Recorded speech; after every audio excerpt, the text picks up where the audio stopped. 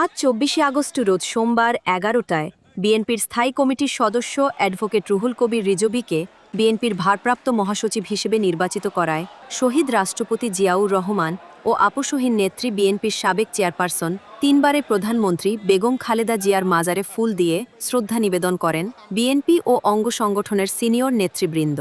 উপস্থিত ছিলেন জাসাসের কেন্দ্রীয় কমিটির চিত্রনায়ক উজ্জ্বল, জাসাসের মহাসচিব মোহাম্মদ জাকির হোসেন রোকন, মহানগর জাসাসের সদস্য সচিব রতন,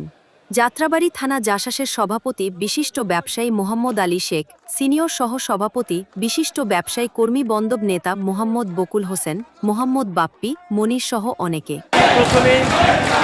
আমাদের পার্টির চেয়ারম্যান মাননীয় প্রধানমন্ত্রীকে ধন্যবাদ জানাতে চাই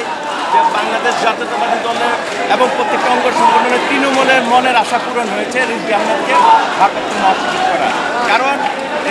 রিজভী আহমেদ আন্দোলন সংগ্রামে তৃণমূলকে সাথে নিয়ে যেভাবে ১৭ বছর বিএনপির আন্দোলন সংগ্রামে রাজপথে ছিল এবং এতে তৃণমূল সহ বিএনপি সবাই উৎসাহিত যে না